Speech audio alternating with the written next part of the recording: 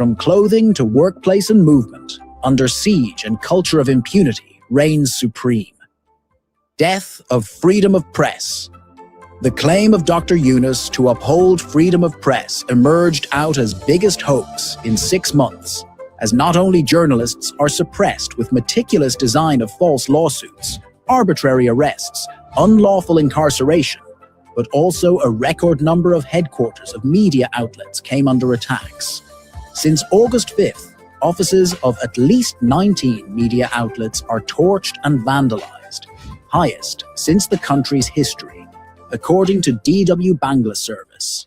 Mass arrests and arbitrary detention, brutal crackdown.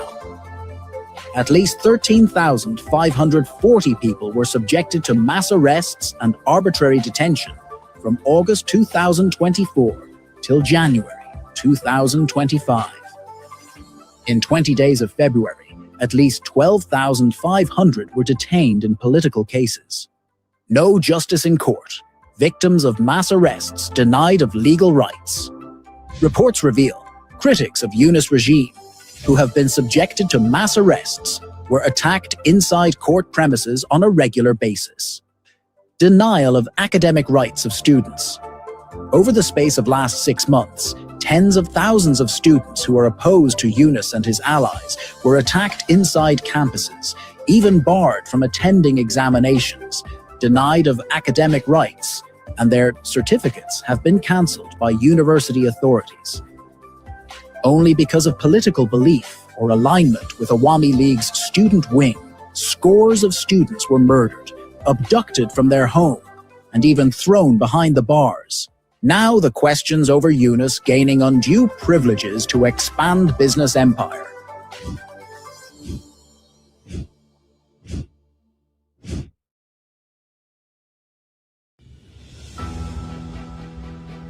How Dr. Yunus assured the world and the nation of reform scheme, where inclusivity and equality, let alone fundamental human rights, would be upheld. All these tall claims were made during a speech by Yunus on August 8th upon his return to Bangladesh before taking oath as interim head, without winning any election.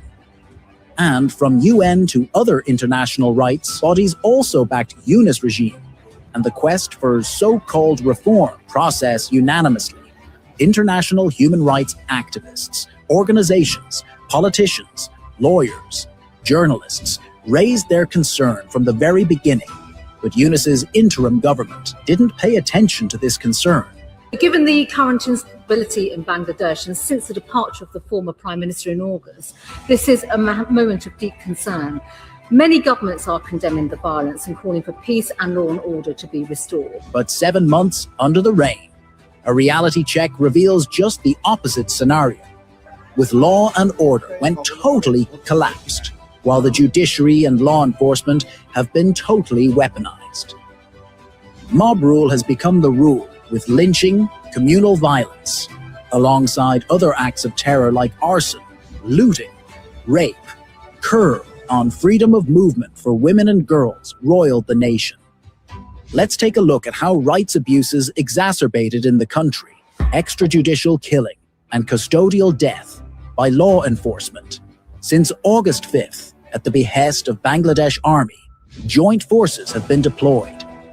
Troops are also empowered with magistracy power and following our monthly status of killing under law enforcement. Atrocities against minorities. We have a responsibility because we enabled Bangladesh to be free and independent.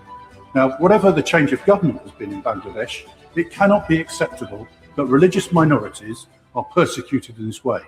Attacks on followers of Sufis and shrines. Islamists inciting violence against minorities, in stark contrast to government's narrative on ruling out communal line over attacks against minorities. BBC journalist laid bare how Islamists, released after August 5th, are inciting ongoing spate of violence, targeting all minority communities including Hindus. 2 episodes in BBC radio service brings to light the stark involvement of Islamists in fomenting attacks against minorities. Yunus's sweeping indemnity for mass killing of cops, citizens, and violent attacks on police stations by loyalists. In contrast to the pledge to ensure justice, an order issued on October 14, 2024 by Yunus reads, "Students and citizens who put forth all efforts to make this uprising successful will not face prosecution, arrest, or harassment for their acts between July 15th and August 8th. Emboldened at the indemnity, advocates of Yunus regime, radical Islamists and coordinators from student against discrimination platforms publicly glorified the killing spree of cops and planned destruction of key public offices as part of a violent campaign to bring down Awami League."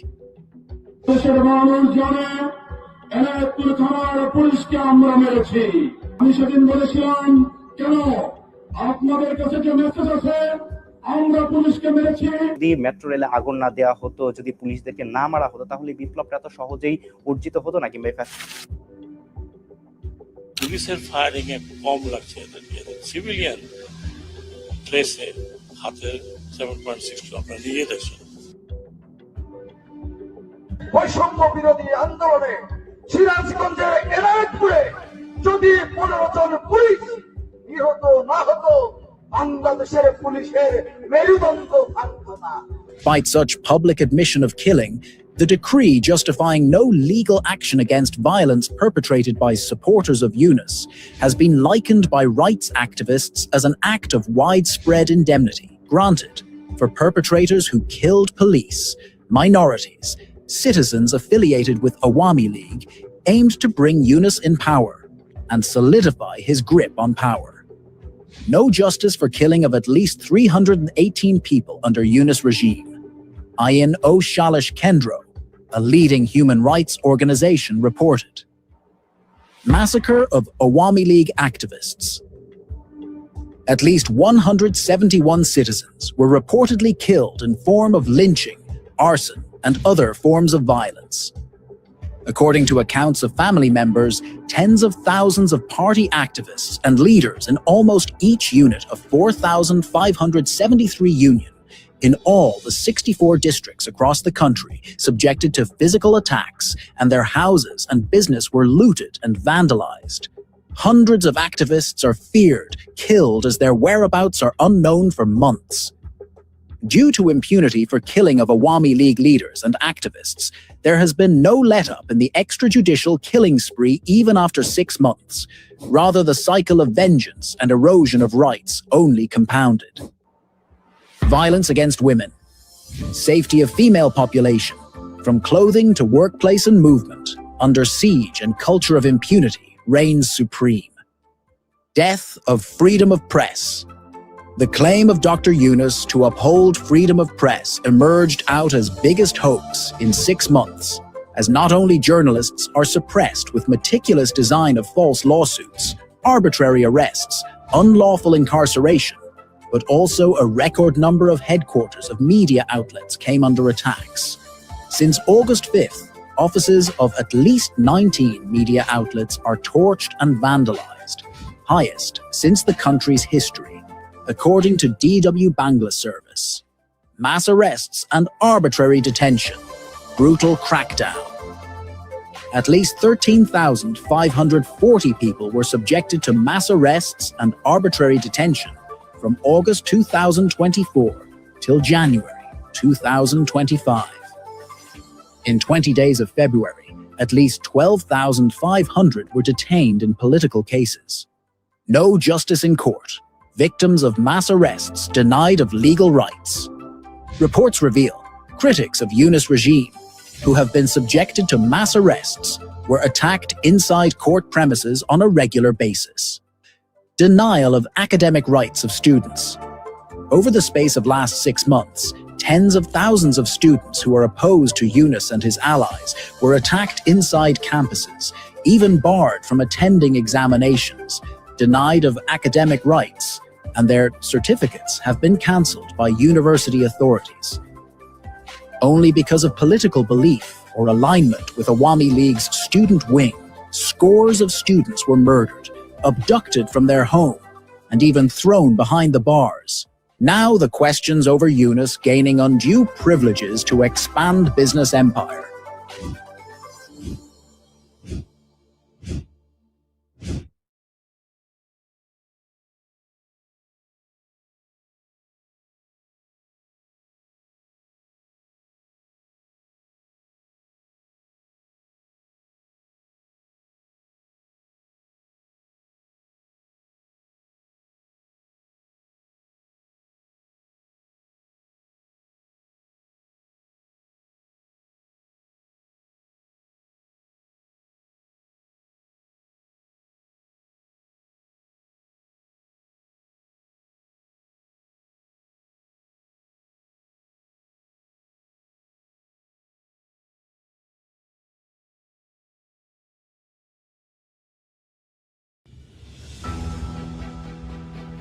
How Dr. Yunus assured the world and the nation of reform scheme where inclusivity and equality, let alone fundamental human rights, would be upheld.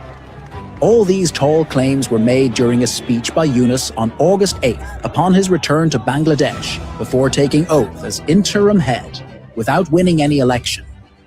And from UN to other international rights bodies also backed Yunus regime and the quest for so-called reform process unanimously. International human rights activists, organizations, politicians, lawyers, journalists raised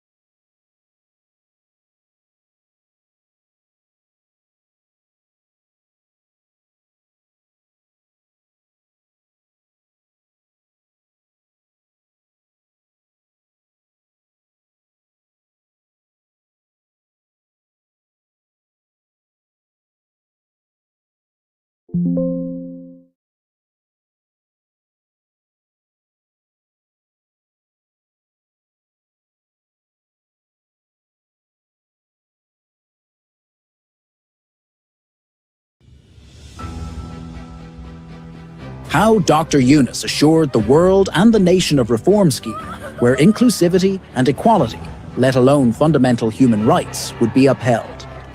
All these tall claims were made during a speech by Yunus on August 8th upon his return to Bangladesh before taking oath as interim head without winning any election. And from UN to other international rights bodies also backed Yunus regime and the quest for so-called reform process unanimously. International human rights activists, organizations, politicians, lawyers, journalists raised their concern from the very beginning, but Yunus's interim government didn't pay attention to this concern. Given the current instability in Bangladesh and since the departure of the former Prime Minister in August, this is a moment of deep concern. Many governments are condemning the violence and calling for peace and law and order to be restored. But 7 months under the reign, a reality check reveals just the opposite scenario, with law and order when totally collapsed, while the judiciary and law enforcement have been totally weaponized. Mob rule has become the rule, with lynching, communal violence, alongside other acts of terror like arson, looting, rape, curb on freedom of movement for women and girls roiled the nation. Let's take a look at how rights abuses exacerbated in the country, extrajudicial killing and custodial death by law enforcement. Since August 5th, at the behest of Bangladesh Army, joint forces have been deployed. Troops are also empowered with magistracy power and following our monthly status of killing under law enforcement. Atrocities against minorities. We have a responsibility because we enable Bangladesh to be free and independent.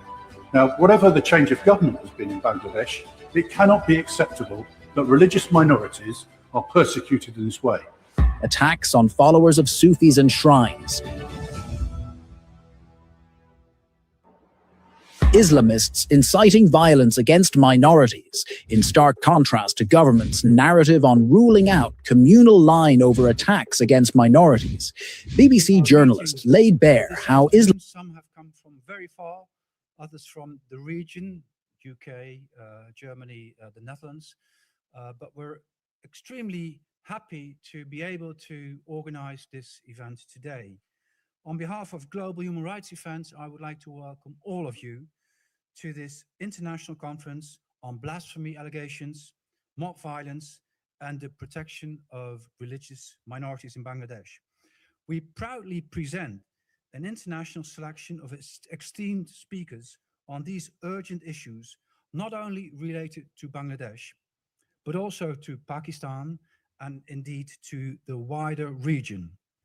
The impact of violence in Bangladesh in the last 18 months should be a cause for international concern. The international community, however, is concerned with the war with Russia and Ukraine, Israeli violence in Gaza, and statements made by the American president related to Greenland and Venezuela, for instance, and other parts of the Western Hemisphere. Those issues definitely need attention, but the situation in Bangladesh should not be overlooked. Today, we will discuss the international legal obligations, state responsibility, and the accountability in relation to the violence in Bangladesh. Global Human Rights Defense is extremely happy to have Dr. Anthony Holslag as the keynote speaker of this conference. Mr. Holslag is involved in the work of the International Association of Genocide Scholars.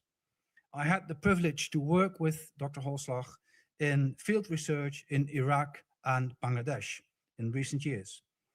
In our first panel, we will focus on the legal and human rights framework, how to address the law enforcement challenges, and how can access to justice be guaranteed for minorities. These are some of the questions that will be dealt with in our first panel. I will introduce the speakers to you before we begin the panel. We have 3 panel debates, and there will be plenty of time for everyone present to contribute to the debate. In the second panel, we will pay attention to the role of the media. In every war, truth is the first victim of war. Today, more than ever before, we see the importance of controlling the media, especially the so-called social media. This means that not only professional journalists, but also civil society and human rights defenders have become active players in conflicts. We will listen to testimonies and to case studies. The third panel will deal with the international responses and policy options. Speakers will explore the possible roles of the United Nations and the European Union. Options such as diplomacy, international monitoring, and sanctions will be part of the debate. What is desirable and what is effective? Around 2 o'clock, we will have a longer coffee break of about 45 minutes with high tea. After the second panel, we will have a short break of only 15 minutes. May I please ask you to turn off your telephones, your cell phones, so that we can concentrate on the debate. Now, without further ado, I would like to introduce to you our keynote speaker, Dr. Anthony Holslag. Mr. Holslag is a Dutch scientist and novelist specialized in anthropology and genocide studies. He is an expert on state radicalization, cultural destruction, and the mechanisms that lead to genocide. He published extensively on the Armenian genocide. Previously, Mr. Holslag advised the European Union on radicalization and extremism and worked as a lecturer at the Free University in Amsterdam. Ladies and gentlemen, please welcome Dr. Anthony Holslag.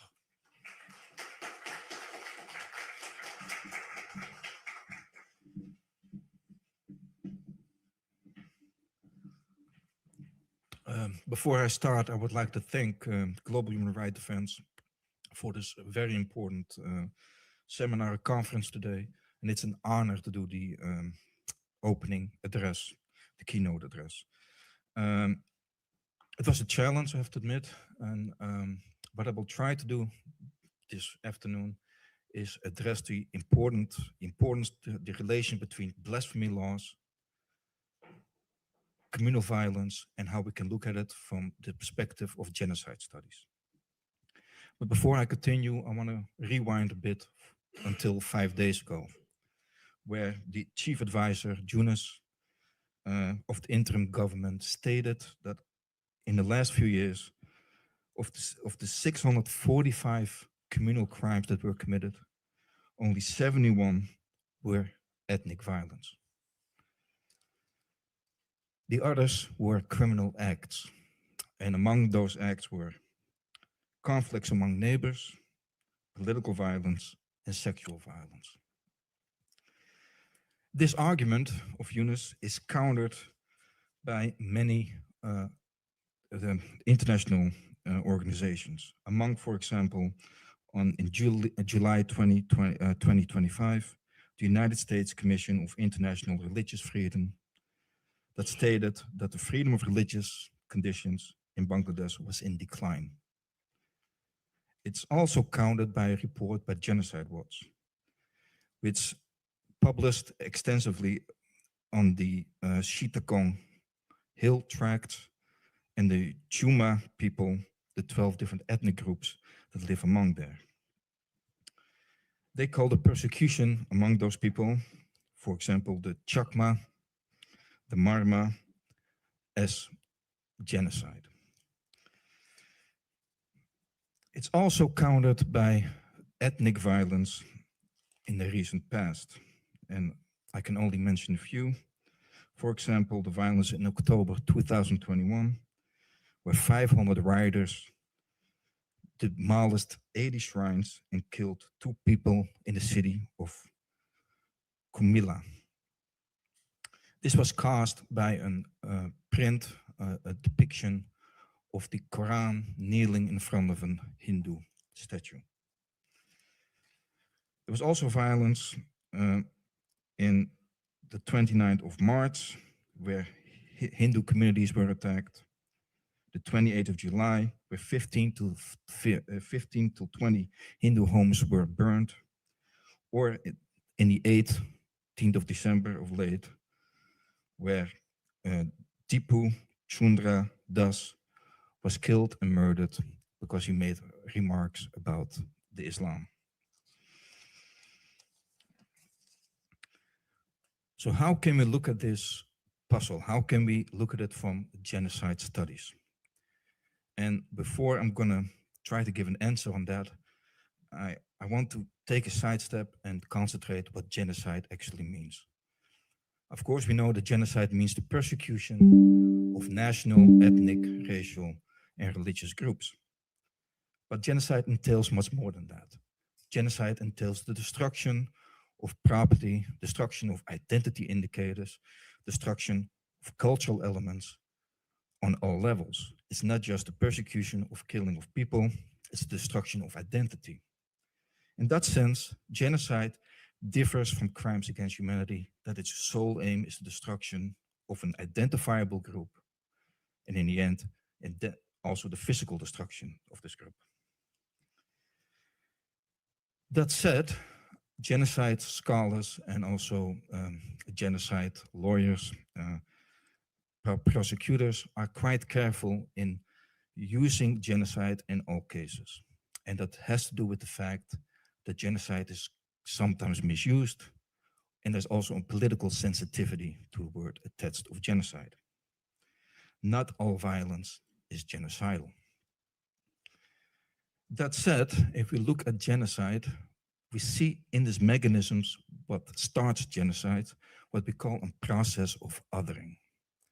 In this process, we create an other, and we differentiate and distance ourselves from the other, and even dehumanize the other.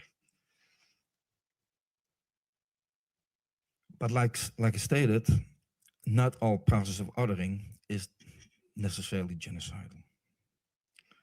So how can we look at this?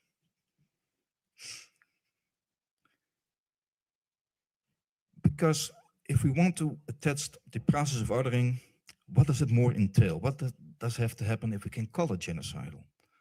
Well, first of all, there should be a machinery of violence. It should be organized. And if we look at genocide, then often the violence is relatively short. If we look at Rwanda, for example, or if we look at the Holocaust, it's relatively short, organized, the violence.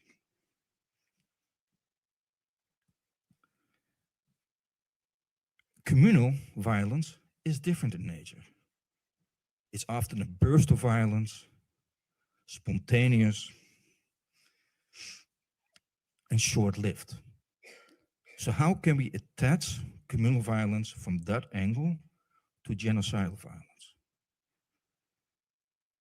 And I came with a thought-provoking, I hope at least, a thought-provoking analysis on this, which includes the importance of central government, local government, identity politics, and the importance of blasphemy laws. And what I will argue here today is that blasphemy laws has a way to make genocidal violence invisible. It cloaks the intent of the violence. And in order to explain this, I have to go back to a study that was done in 1999 by Levine. Levine argued that especially in the Chittagong Hill tracts, where there is a close and thick ethnic diversity, the government has not much influence in the local government. Because of this, there starts to become an atmosphere and a mechanisms of impunity. The blasphemy laws gives this impunity legal value, a legal dimension. So we can attach that the central government is what we can sometimes consider a weak state, does not really has that much influence as it should have, especially not after the monsoon revolution in these thick populated diversity, ethnic diversity provinces, where the local government has a lot more to say. At the same time, these blasphemy laws can be used to make the othering and the process of othering legal. It gives it a legal argument. And by doing so, it actually cloaks the violence. And Levine comes henceforth with a very interesting terminology. What he calls the violence that happens, especially in these provinces, he calls it creeping genocide. And what does he mean by creeping genocide? Creeping genocide is genocide that does not occur that mechanically, does not occur in the machinery, does not occur as much organized. It takes a very long breath. It's a form of genocide where ethnic groups are persecuted, are killed, where identity markers are destroyed, but in a very slow process, in moments of violence that disappears, that comes and goes. That's what we consider creeping genocide. And these blasphemy laws gives these moments of violence strength, gives an excuse, a legal bounded excuse. So this is a very interesting and also what Levine says, a very peculiar and unique element of the genocide that occurs, or the genocide that occurs in these provinces. And I want you to think about that. I want you to think about how this violence strengthens itself and how the blasphemy laws gives it an excuse to do so. That said, because I only had 10 minutes, looking at the elections coming on the 12th of February, Eunice also stated that there will be full accountability of the violence occurrence that happened. I hope it will. Because Not giving accountability, not doing so, strengthens the sense of impunity in those areas, and henceforth continues this phenomenon called creeping genocide. I also want to make another statement. Hopefully we can discuss that later in the panels, is the role of the international community in this, and especially the role of Pakistan in these areas, because local politics can never be seen outside geopolitics and international politics. And what we have seen in the last few years is a call to make the blasphemy laws more urgent, stricter, and even use the blasphemy laws in Pakistan, 295C, as an example in Bangladesh. Doing so, if we take into account this element of creeping genocide, will only strengthen and will only cause more persecution of ethnic minorities in Bangladesh. Thank you.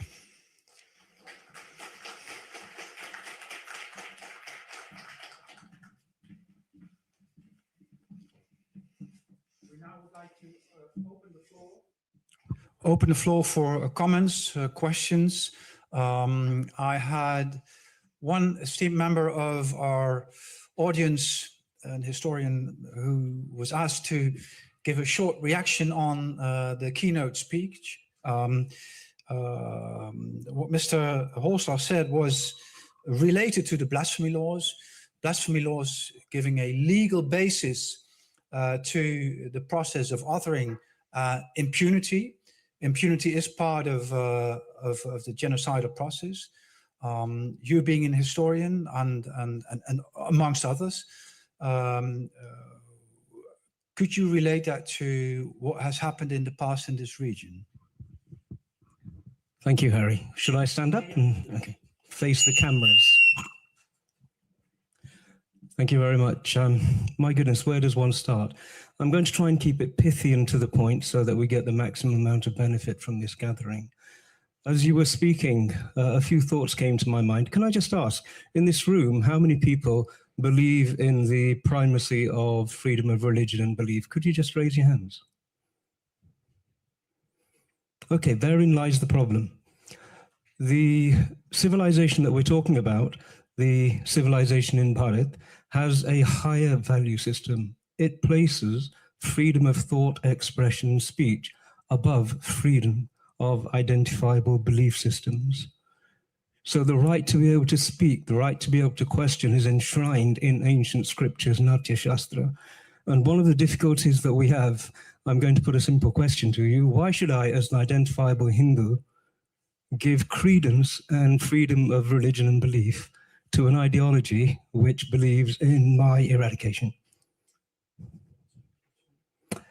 So as a Hindu, why should I give any respect or accord or agreement or support to an ideology which is defined by the erasure of my civilization? Oh, very good question. And I'd like to say that that lies at the heart of the conflict which the European identity group actually has to resolve. Thank you very much. It's a very tough question, which is very relevant even for the politics today in Europe, when we're talking about, for instance, the position of the Islam in Europe. It's a very relevant question, and I'm sure it's going to be underlying the debates that we'll have today. Thank you very much for that point of view. Is there anyone else who would like to ask a question to Mr. Holslag or to make a remark about what he described as, what was the term, creeping genocide, or any other part of his contribution? Yes, we have someone there. I'll give you the mic, please return it to me voluntarily. And I'll keep it very short. So you talked about genocide. Which community do you think is being targeted at this stage? Well, at this stage, if I look at the international organizations like Genocide Watch, they specifically mention the Chittagong Hill tracts and the minorities, what is it, the junta minorities living there. they mention that specifically, and it also has to do with the many forms of violence that takes place there, like the destruction of religious shrines, land grabs, and also, which is very important, which I didn't really discuss or forget to discuss, is the forced conversions of the, let me double check this, the shakma. And that is very significant, because if you look at the genocide definition, in forced conversions actually encapsulated in there. Thank you very much. Anyone else who would like to take the floor? Yes, we have a question or remark back here. I'll give you the mic. Hello, madam. My name is Shailesh Bire. I do want to ask you about the Dutch media and the Dutch politician, because from my organization and organization related to me, to our society, they reply to us that it is not targeted to Hindus, or it is more like Awami League and the other parties that are against Awami League, and they put it a political swing to it. What is your take on that? That was a very good question. Of course, I cannot speak for the Dutch government or the Dutch media, but I think that you definitely see, especially in the provinces which I mentioned, you definitely see mostly persecution on ethnic minorities like Hindus and Buddhists, and also Christians, by the way. But there's also, for example, and I hope I pronounce this correctly, a persecution on the Ahmadi Muslims, and we shouldn't forget that either. So it's not just Hindus, Buddhists, and Christians, also Muslims get persecuted in this case. And what scared me when I really looked at this case is that there were in the last decennia a few times where political parties wanted to sharpen the blasphemy laws, and took Pakistan as example. And I think that's a very dangerous development, because I think then you will start to see more persecution on many, many different groups at the same time.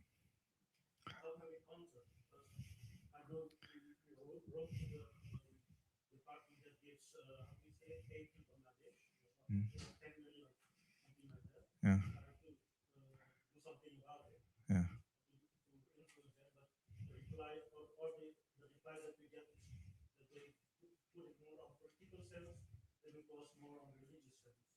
Well, I think organizations like this can play a pivotal role in that, and also, grassroots movements, and also by publishing and by publishing reports and papers and articles. Those are all ways to counter that. But yeah, it's a process. Yeah. Okay, final question in this round, Mr. Sital. Yes. Thank you, Professor Hoslach. Human rights, we are always too late, because we are always fighting from behind. Now my question is, as a human rights organization, even the new government is there, how we can file a case that we know that is genocide, and what is the procedure to start with it? You mean the genocide and the creeping genocide? Yes. I mentioned, yeah. Well, the thing is, what you also have to be aware of, that the creeping genocide, not like I stated, within genocide studies, we're quite careful in using the terminology. And even though I use the research of Levine in this case, I do not think that all genocide scholars would agree with that terminology. So I want to make that point first. So that's very important. I think one of the problems in human rights cases and cases of genocide, and that's integrated in the scientific community, is always after the fact. And that makes it quite hard. So if you really want to embroil it, you really want to make a statement, and I think what you have to do is really make case studies at the moment.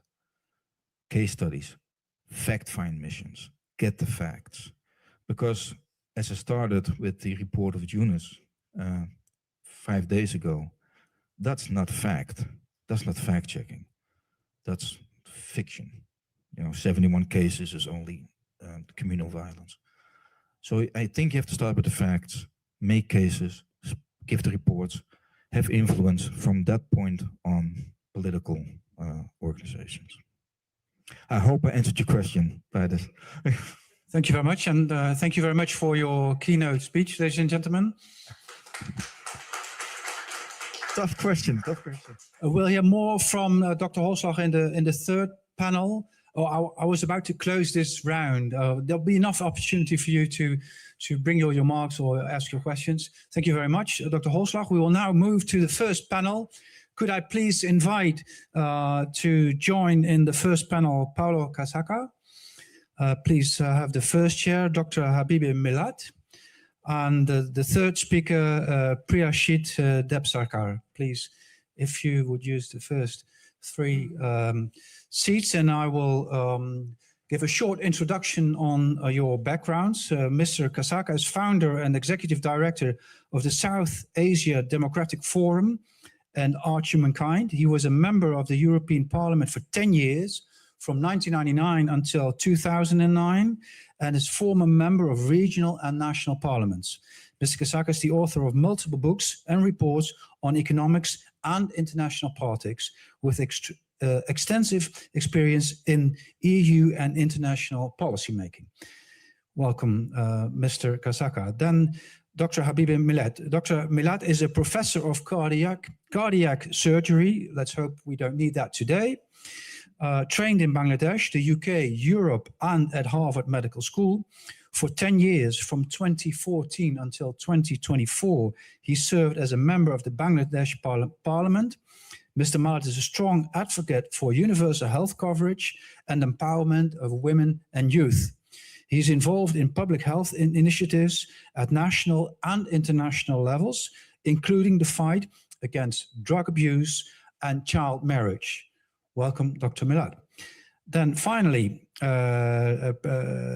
Priyashit Debsarkar. He is the author of geopolitical analyst. He's an author and geopolitical analyst based in London, specializing in international relations and historical conflicts. He has published multiple books with a focus on East Pakistan and the 1999 Kargil War, and is best known for The Last Raya of West Pakistan.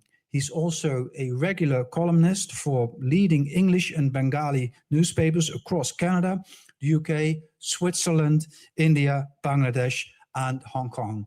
A warm welcome to you as well.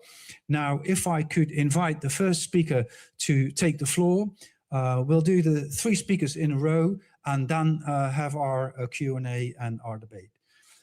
The floor is yours, sir. If you could please use this microphone. Good afternoon. Thank you so much for this kind invitation to address an issue that is so dear to me. I did write a paper that I made available through the conference organizers that is titled Bangladesh, a New Venue to Totalitarianism. And this expresses what I do think it's more important on what we are seeing in the country. It is a new venue. We had never seen nothing like that. This is really what I stand for. And well, to get there and to see how can such an enormous issue for the whole world. I mean, Bangladesh is one of the biggest countries in the world. It's one of the most important, and if you would trust in what you can see in the media, what you can see from United Nations organizations, well, you would say, well, perhaps even the opposite. I mean, things are going very well. We have a Nobel Peace Prize in charge. He's not only a Nobel Peace Prize, he has a curricula where everything you can imagine is there. I mean, he has been in all politically correct United Nations committees. He said all the political correct things. He is a champion for rights of women, of minorities, of the environment, of the climate, you name it. I mean, so how is it? Well, I would be tempted to say that at one point in my CV, that is a bit far away because it has more than 40 years, was when I did found at the time the Amnesty International group in my island in São Miguel in the Azores. And one of the things, that already at that time was, I thought, it does not make sense, was the idea that human right violation is a human right violation. It's an absolute thing. So we cannot speak in terms of degree of violation. So it is an absolute thing. It is very appealing. Obviously, the death of a person, the torture of a person is a torture of a person in every circumstance. Our humanist culture couldn't allow us to say the opposite. But, well, even regarding genocide, I did accompany very much Iraq. And actually a lot of what was going on there was genocide in multi-directions. Because ethnic cleansing is a form of genocide. And you can make ethnic cleansing by making life a bit intolerable for people. For instance, that's what I could see in main Christian towns in the north of Iraq, where there was, you would start, like putting a mosque, a new mosque, in the center of the Christian city, with all the music, all it would start like that. Not really shooting people, not necessarily shooting people. And then, of course, the spirit of the blasphemy laws, because the blasphemy laws are a complex, much more than a legal thing. It's an instrument, and of course, what I did see in Iraq, was coming from the sort of harassment that can be more or less violent to pure mass killing. I did see it. I got, I was, in phone conversations in towns with people that were just trying to escape, where, everyone that was not, at this case was Sunni Muslims that were absolutely, they were, either they managed to escape or they were murdered on the spot. I saw that, okay. But coming back to this soft sort of ethnic cleansing, can we say that the genocide of Bangladesh 71 is just like any other? I don't think we can. I think it is a tremendous error. I think this historical genocide has a dimension, a violence, and a leitmotif that puts it in history. It's not like all the other ones. It's a novel thing. So to come about an organization, Amnesty International, that I really, I was absolutely fascinated with it over 40 years ago. I wouldn't say the same thing today, not at all. And I'm not focusing specifically on the Amnesty International, because there is much worse than that. I think that what we have seen now in Bangladesh is that for the very first time, we have a dictatorship that is announced by the opposite, complete opposite. You can say, okay, well, Stalin or communists, Soviet communists, well, they did not say we are going to make a dictatorship. Well, not like that, but they did not hide that there was this proletarian dictatorship, and they did not hide a lot of the things, and they did not, they lied a lot, of course. Stalin, the father of the peoples, okay, but there was some grain of truth there.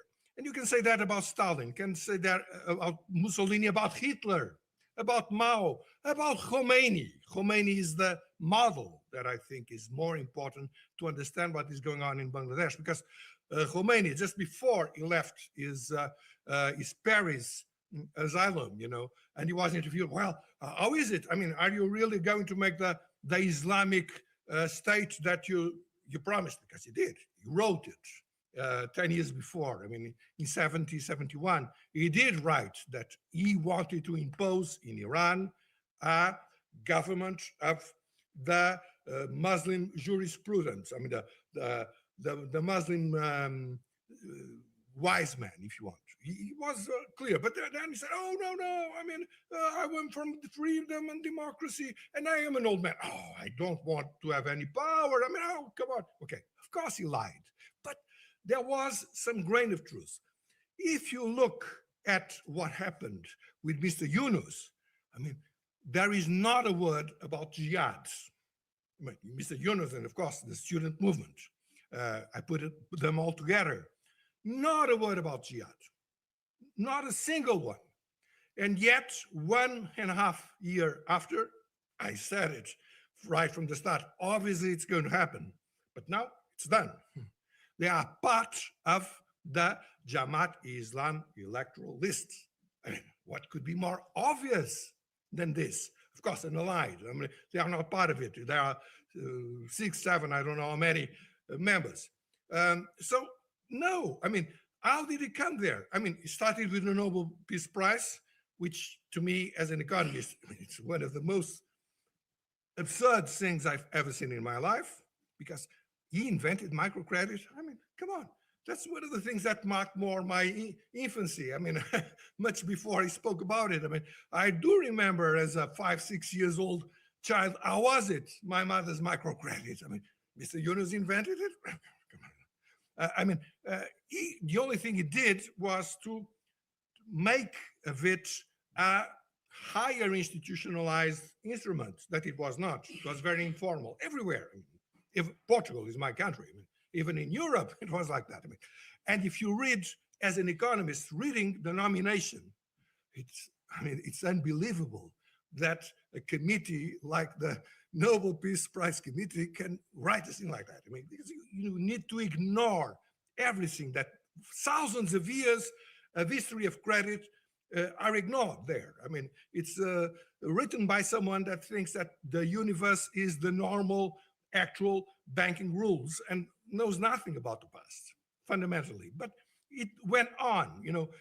In 2006, October, he got the prize. In January, the military tried to impose him as prime minister.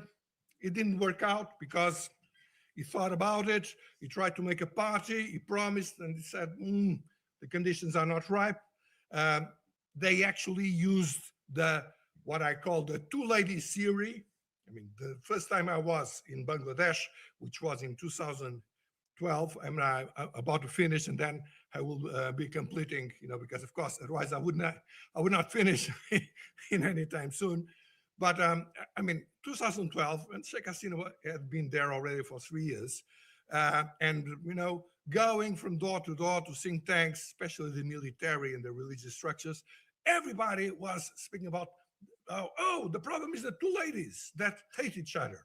Okay, I mean, at first I found it a bit odd, you know, but then I did understand. I mean, of course, there was a hint of misogyny there, obviously, but fundamentally it meant the problem is the democratic parties that are, of course, not ideal. I mean, whoever thinks about a political party as an ideal instrument is really doesn't know what he thinks about. Of course, they are not ideal. I mean, it's like many people explain, Churchill, namely, they are absolutely awful, the political parties, but they are the least awful thing that man invented up to now.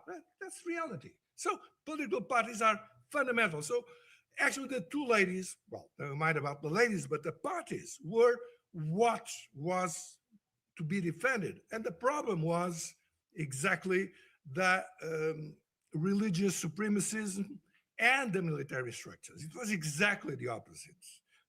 And I think that what we are seeing now is a process that started a long time ago. During this time, from 2007 to 2014, 24, I'm sorry, all this time, we have seen, you know, Mr. Yunus, I don't know, you just go to the net and you see how many nominations he had, how many committees he had, everything you know, that is the best things in the world. He was there. Okay. Look at these 18 months, what he did. It's nearly the opposite. So this is the message. We are in front of a new sort of totalitarianism that comes, it's Orwell. we have said so many times it's Orwell that now nobody believes, you know, because everything is Orwell.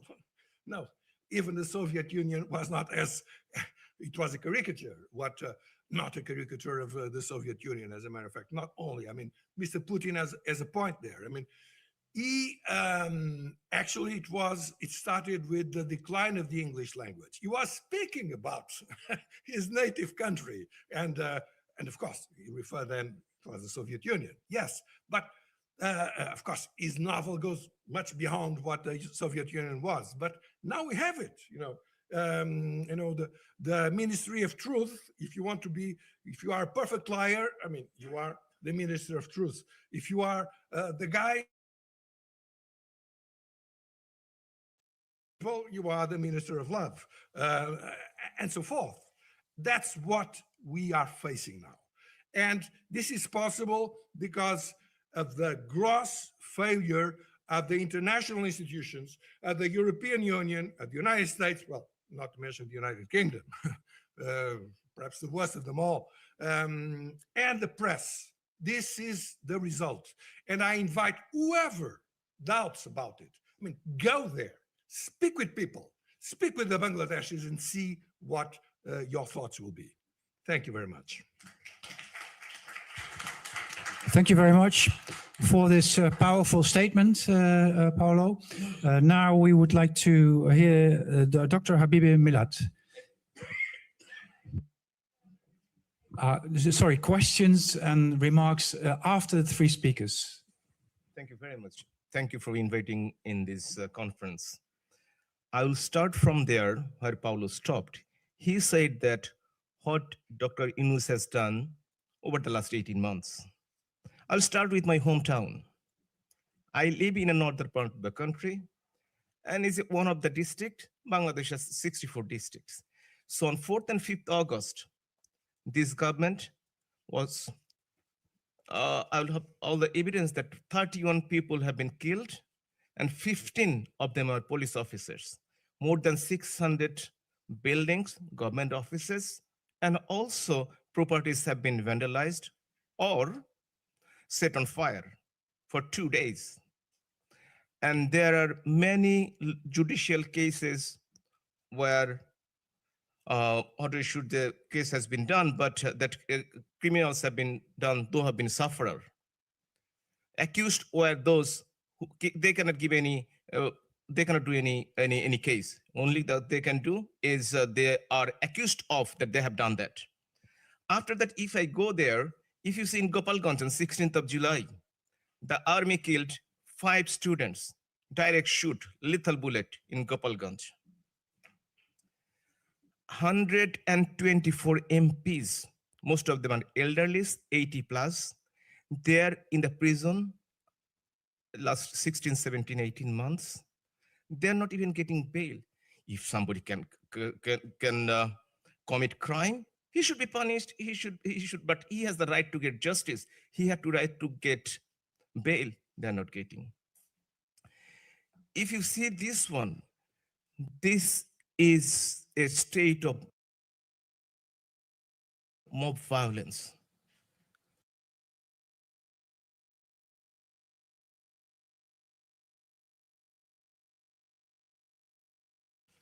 There is no rule of law in the country at the moment.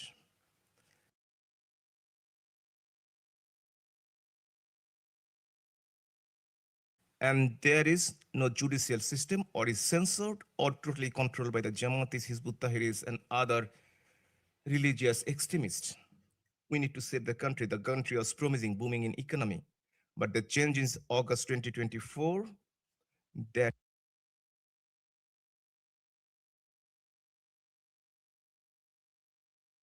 to July 2025. You will get all those documents online on globalcdg.org. And if you want, if I have your email address, I can forward it to you. Bangladesh is a secular country. There are 90 to 93% are Muslim. They're very moderate. 7-8% Hindus, Christians, Buddhists, and different religion lives there. But the Jamaat is trying to establish Islam the way they want to say. The other religious people like Muslim, as you mentioned, Ahmadiyya, they're tortured, they're killed. I'll give you the statistics on that. But 185 Sufi shrines have been demolished. If you see the pictures, it's all documented.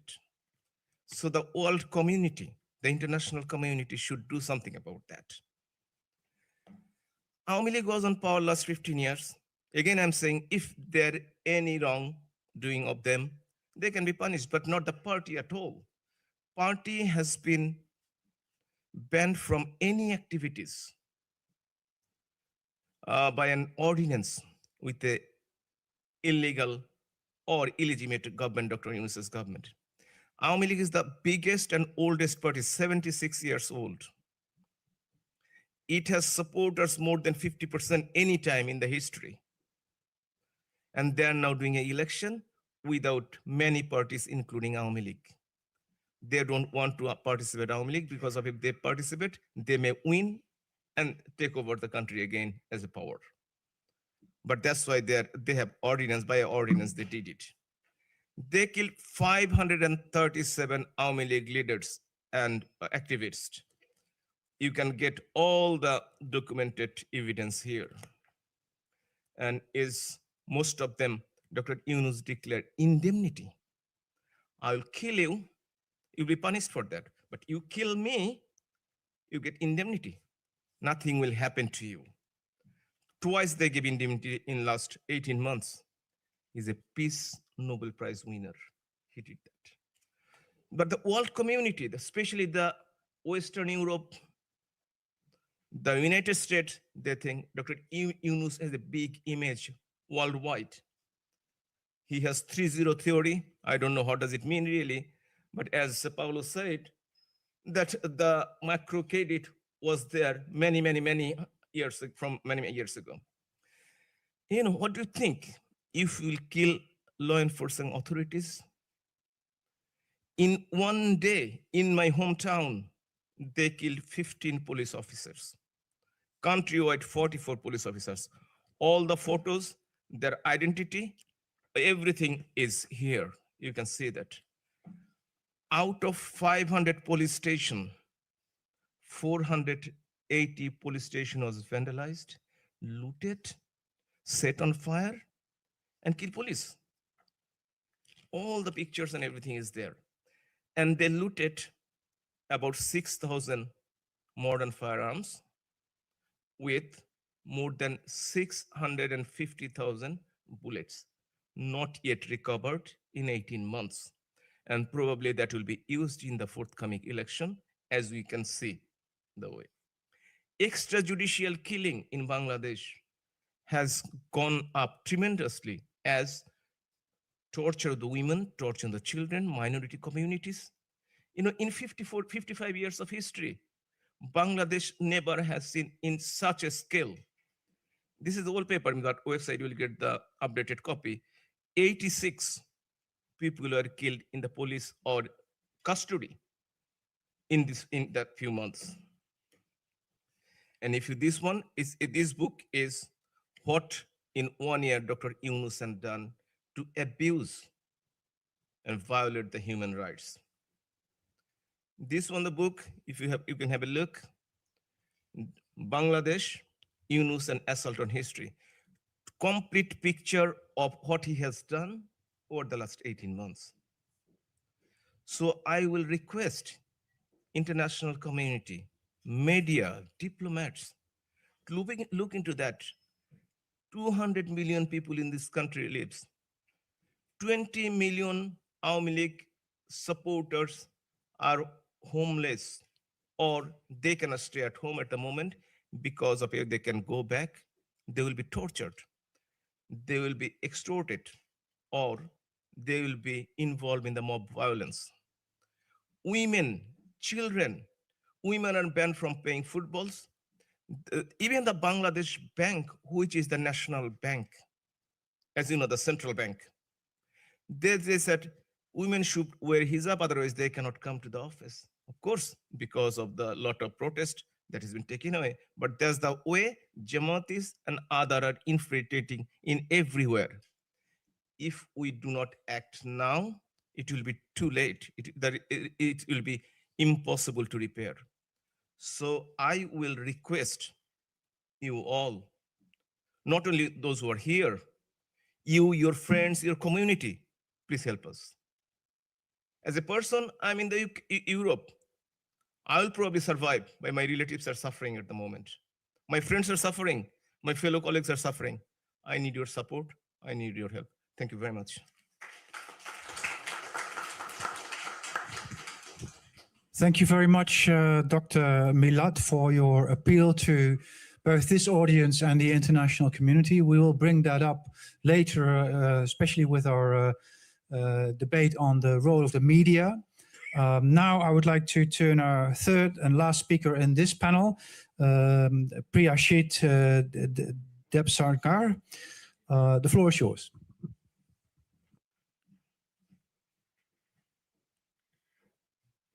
Good afternoon. Thank you very much for this August panel. I thank the organizers.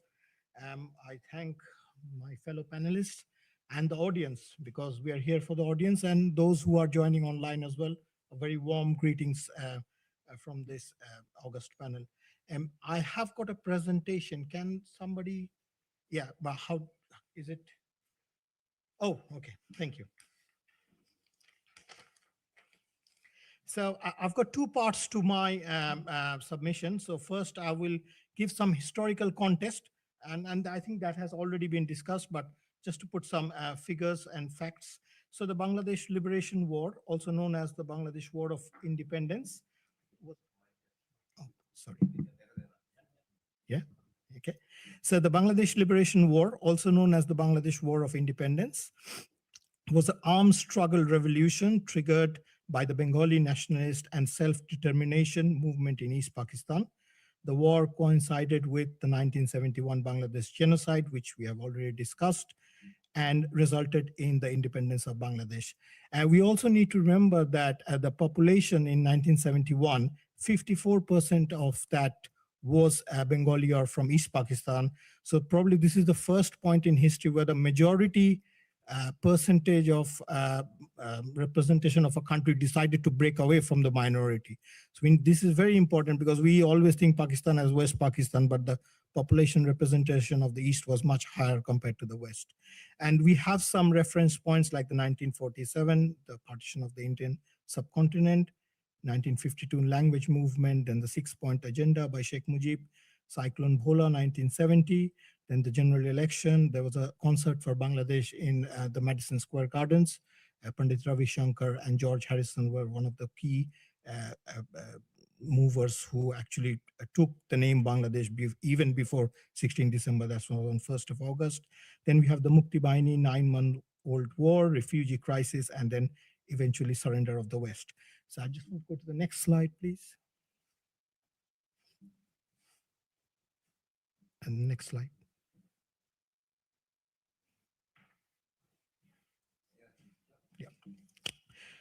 It is estimated that almost 30 million Bengali population from East Pakistan were killed or perished. On the night of Operation Searchlight, almost 50,000 civilians were murdered in the capital Dhaka alone. We have got multiple sites in Khulna and Jallat Khana in Dhaka, where the largest killing fields of the country has been documented. The women and children paid the penultimate price. It is estimated between 200,000 to 400,000 Bengali women were raped, violated by the West Pakistani army and its collaborators during the 9-month-old war. It is, again, an approximate figure of 30,000 of the women committed suicide from the torture and the humiliation by the Pakistani army. Christian missionaries outside Bangladesh and orphanages adopted around 5,000 war babies result from these rapes and violation, and 30 to 40 million citizens of East Pakistan were internally displaced mostly seeking refuge in India during this 9-month-old period. Okay, so next slide, please. International media, again, I have done my research and from credible media sources. So we got the University of Cambridge. You can go online and see Imagining Traitors, the Raped Woman and Sexual Violence during the Bangladesh War 1971. The Guardian, it's got a report of a survivor and the heading is "We Lay Like Corpses in the 1970 Rape Camps." The next slide, please. So if you want to have a read, there are a few very good books which are around. So of course, Gary J. Bass, The Blood Telegram, which is based on Archer Blood's telegram to Washington on the night of the Operation Searchlight. And we have the legendary article by Anthony Mascarenhas on the Sunday Times calling the word genocide, which first brought the horrors of East Pakistan to the Western theater. So again, it is estimated that around 80 to 100,000 regular troops and other members of Auxiliary Association of the East Pakistanis and the Punjabi, basically the West Pakistan Army, they surrendered during they surrendered in 1971, 16 December, and this is the second highest surrender post the Second World War. So we have to keep that in mind as well. It is estimated over 1,100 members of the noted intellectuals, journalists, teachers, physicians, lawyers, writers, and members of the civil society who were the actual brain of East Pakistan were targeted and eliminated before the surrender, resulting in a bankrupt nation. So now if we come forward, and I think I'll pick up where Paolo and Dr. Milad has left. So next slide, please. So present day, so this is a research article which has been published in Juster, and basically the synopsis is that from January to May 2025, Bangladesh has witnessed a rise in religious extremism worsened by ongoing political instability. There is mob violence targeting those who are seen un-Islamic, signals an effective counter radicalization. There is growing concern about Bangladeshi youth being radicalized, including online and transnational extremist groups like the TTP, which is the Tehrik-e-Taliban Pakistan, and Hizb ut-Tahrir. Next slide, please. Okay, so governance and international concerns. Inability of the state to guarantee security through institutional means, including neutral policing and intelligence-led protection. I think policing, Dr. Milad has already mentioned. Erosion of public confidence in law enforcement agencies whose role is to provide equal protection under the law, so everybody is treated equally and fairly. A policy response driven by fear management than the risk in reduction, which may actually exacerbate the insecurity rather than resolve it. Implications of rule of law and electoral integrity. The political competition risk becoming coercive rather than democratic. Armed intimidation can suppress voter participation, because we already know that the Awami League has now been excluded from the upcoming elections. Electoral processes may lose credibility domestically and internationally. Hence, for a country approaching electoral phase, such a measure are incompatible with international standards for a free, fair, and inclusive, peaceful election process. We have to also remember Bangladesh is a signatory to numerous international instruments like the Rome Statute, the UN conventions, and arbitrary treaties like New York and ISSID. Next slide, please. So there has been media reports, so we can definitely cite examples of Bloomberg, BBC, then the Organization of Human Rights in Oxford University, who has reported the abuse and the escalation of violence in Bangladesh. So these are few of the examples. There's quite a lot, but I could only fit these for the moment.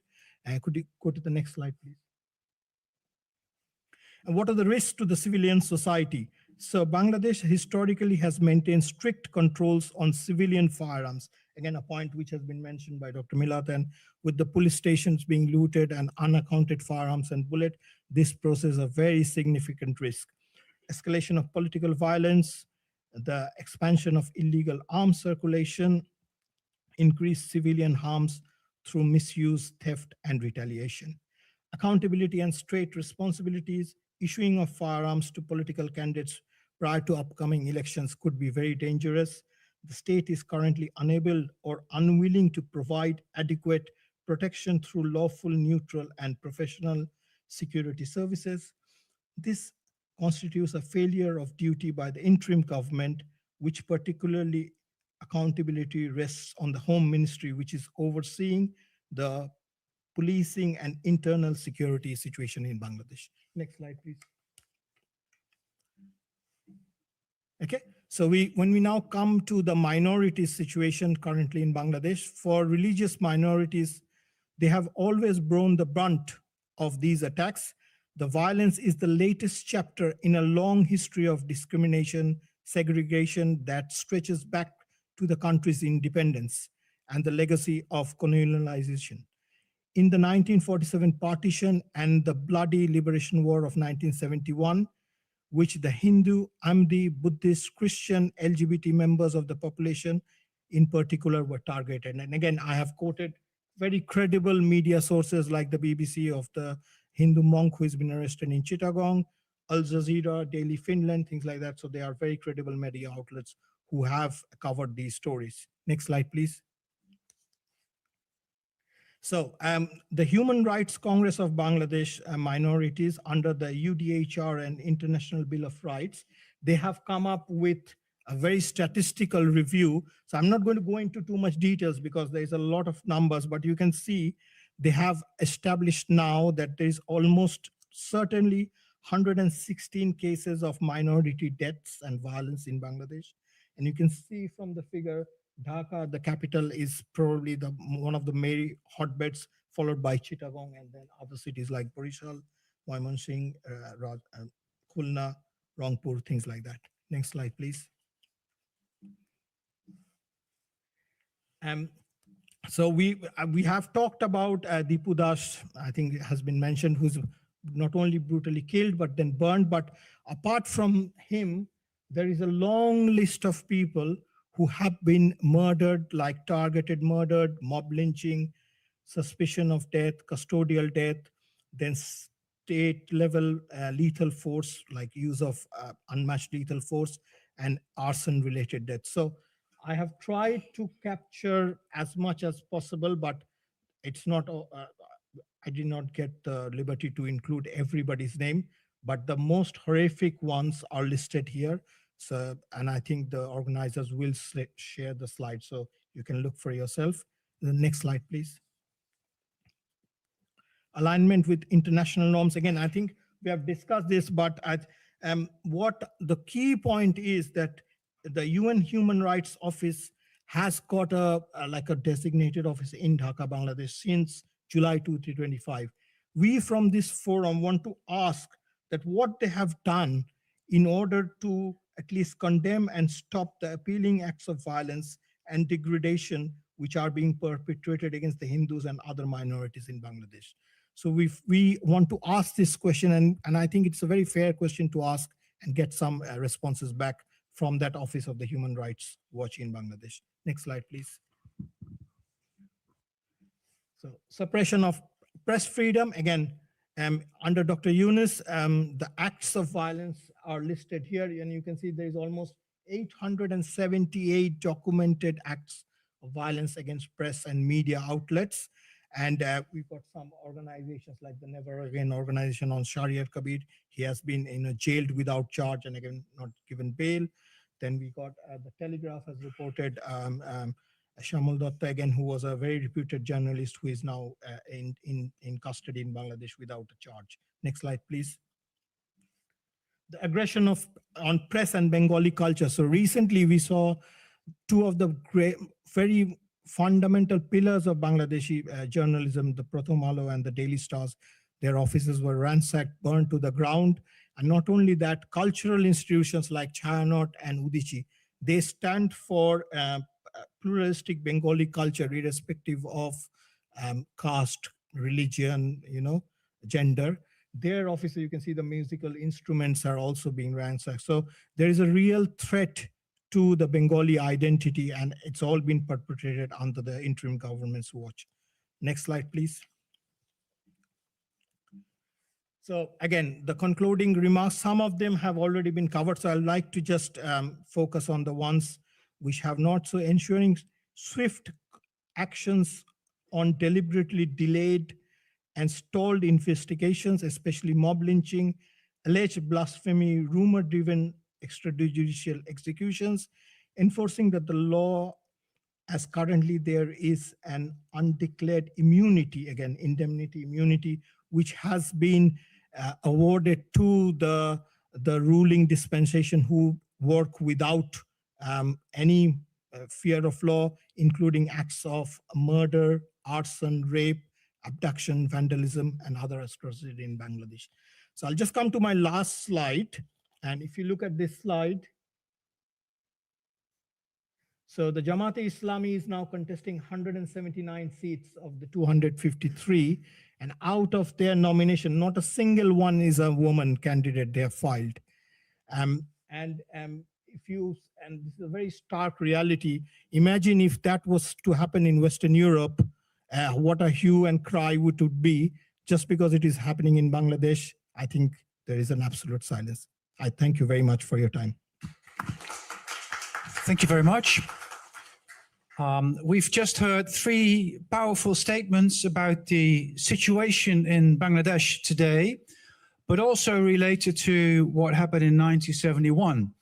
And the question that we have to ask ourselves today is what can we do with the knowledge that we have today?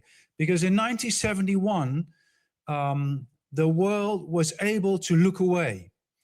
Although the blood telegram, it's mentioned in one of the speeches, the blood telegram was there in 1971. So back then, a part of the world knew what was happening in Bangladesh.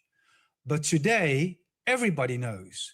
And it is a political choice to look away today, to pay more attention to other crises like Ukraine, Russia, like the US, Greenland, like Israel and Gaza.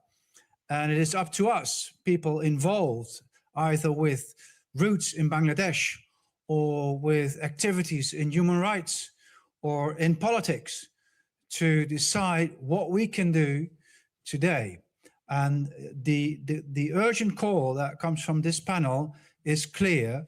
We cannot morally look away and be aware of what's happening in Bangladesh today and still not pay attention to that. So I would like to make that the focus of what we discuss in this first panel. And I've seen three contributions that come very close to each other. So I would rather go to the floor, with your permission, to the floor and to see what remarks are made there or questions to be asked. There was one lady, who wanted to ask a question to the first speaker. So I'll go to you, Tambira. I'll go to you first, and I'll give the second mic to our guest. So when you have a question or when you make a remark, please also mention the person that you would like to ask the question to, and be a good sport. Don't say, I want all three to answer that question, because then we'll be here in the first panel still at 4 o'clock, and we don't have that much time. So please mention the person that you would like to ask your question to. So Tambira is going to be the first. I'm going to give you the mic, and could you? Yes. Good. Thank you. Good afternoon, all. First question is, it's not a question, just a remark that Dr. Yunus did not win Nobel for economical reason or economical background. He had a Nobel Prize on Peace. So it has absolutely nothing to do with economics, microcredit or whatever. And second thing is a question to you. I like to know your opinion. In the whole world, there are political parties, man versus man, women versus women, women versus man, all kinds of narratives. But why in Bangladesh, as you are busy with Bangladesh, there were two ladies and always in negative side or in undermined side. Yeah, these two ladies. Why is that? Why is stating like that? In the whole world, like in US and everywhere, men are playing. It's more man world. Sorry for my. I find it that's as you mentioned it explicitly. These two ladies in Bangladesh. Why is that mindset? That I really want to know from you. Why is that mindset? The whole world, the men are playing versus men. Why you have to be so negative that the two ladies can't be there? So that's one thing. Can I go with the second question or? Okay, that one is for Mr. Milad. You told in your speech that Awami League is the largest and oldest political party in Bangladesh. Then so many after in 2024, since the moment our ex-prime minister left, started all the violation or attack, police stations were looted and all. How come that if they are the largest, what is the power where from other people came on in 1 minute? Or in so quickly, if they're so largest, so popular, so everything, I find the narratives doesn't go together. If you are the popular one, biggest one, how can be that within 5 minutes or 5 days, it turned just in from upside down? Thank you. Two questions for two of our speakers. Paolo, you first, please. Well, thank you very much. I mean, I fully agree with both your comments. Exactly. It should not have to do nothing with peace. If he would be awarded a business prize, okay, that could make some sense. Peace prize makes no sense whatsoever.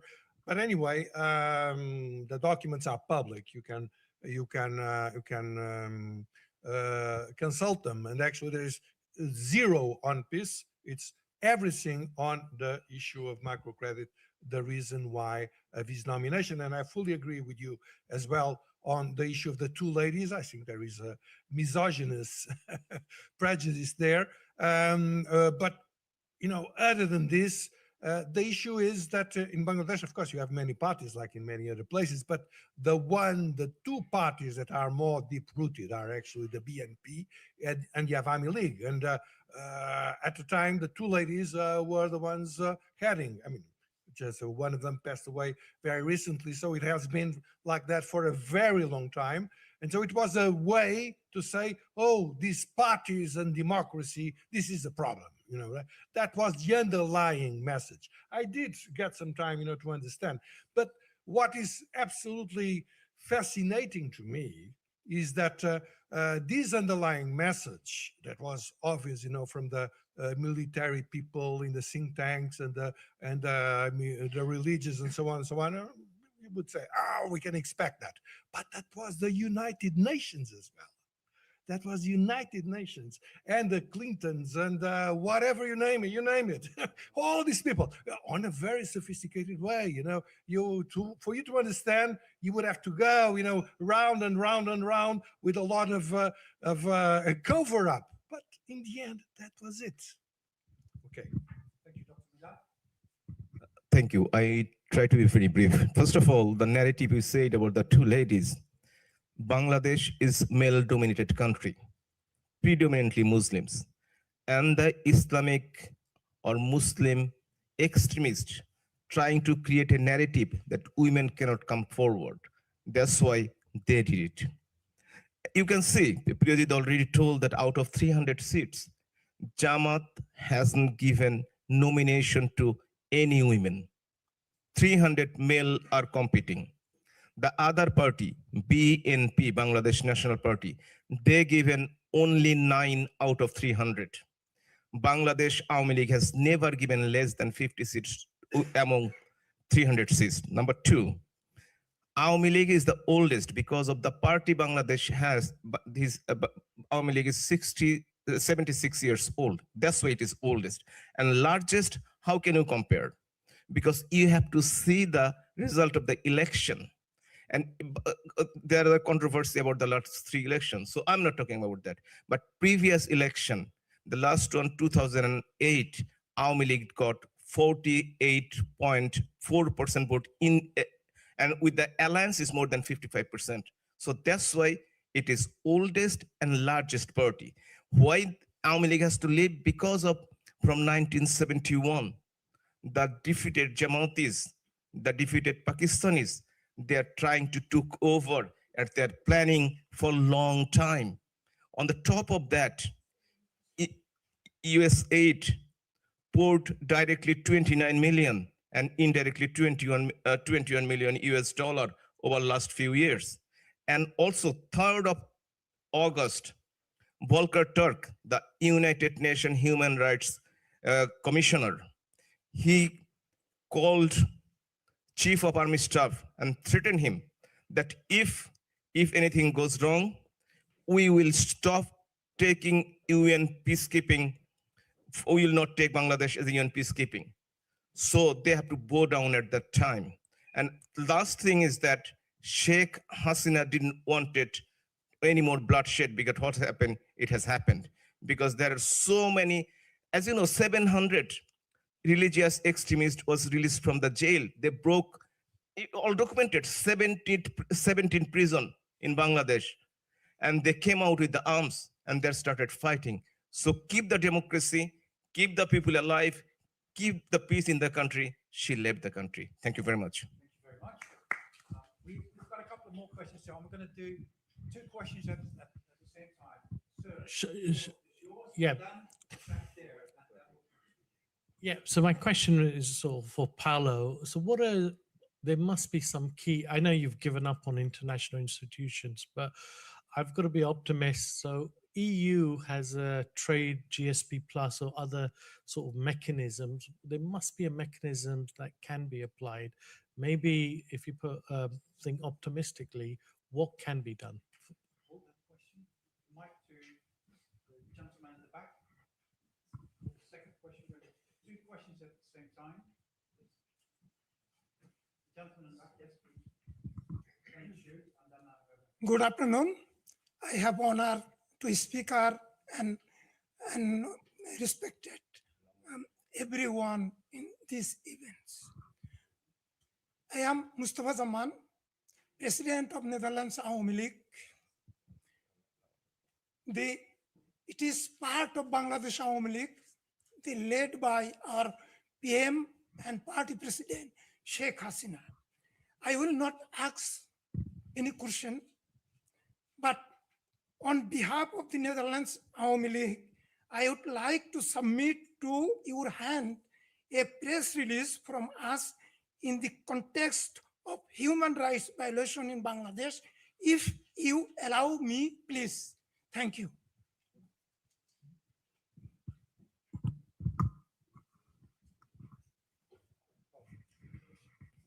Well, thank you very much for your question. I did not at all give up on the United Nations. You know that the working group on arbitrary detentions, that, by the way, is under the grip of Walter Turk, who was the most disgracious of the persons on the Bangladesh, made a marvelous document. If you want, it's a sort of judgment on a key arrest by the Bangladeshi authorities. Shahriar Kabir, a very good friend, and I think he is a symbol of human rights and democracy in the country, and secularism. I mean, actually, I do think I've never seen an intellectual as good as he is in terms of secularism. Okay, and this body of the United Nations, they made an absolute clear judgment saying that the detention was arbitrary, that he should be released immediately, that he should be compensated, and that the reasons given to the United Nations for his arrest were outrageous, which they are. fundamentally was his opinion in a television show, which is an opinion I agree with, which is a secular opinion. So I did not give up. It's a complex game. I mean, I would say, the issue of the media, I would say the opposite, because I was a child. I mean, I understood nothing about what the hell is Bangladesh. I mean, I did not know, but I did know George Harrison. I did know Joan Baez. And, Ara Krishna, actually, I do not want to offend our Hindu friends, because when I spoke about it, one specific Hindu, he told me, "Wow, it's Hare Krishna. This is this is not serious. This is not serious Hinduism." I'm not getting into there.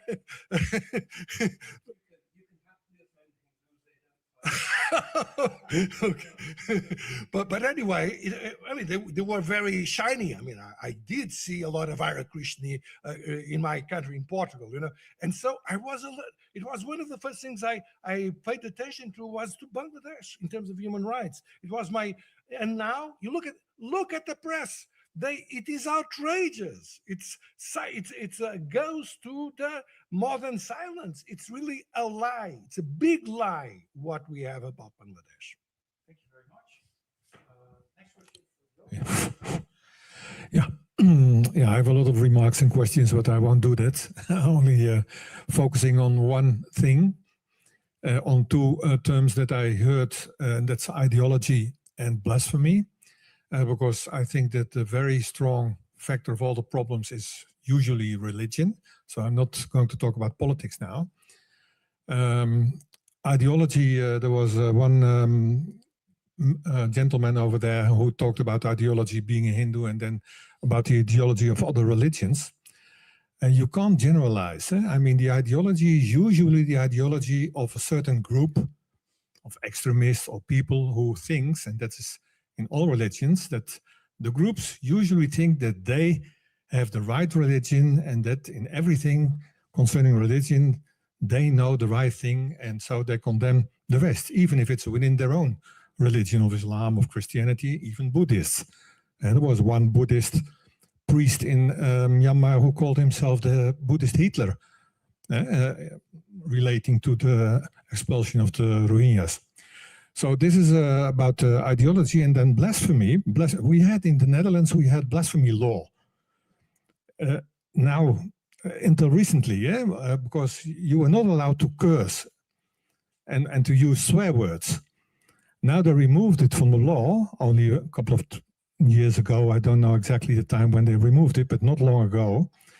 So the problem is not just the blasphemy laws, but the interpretation of a lot of people, because they abuse the blasphemy laws, accusing people falsely, and usually people of other minorities and other people to accuse them. And then there's the craziness of mobs and people who don't wait for a trial, because they never executed in a country like Pakistan, in Bangladesh, I don't know.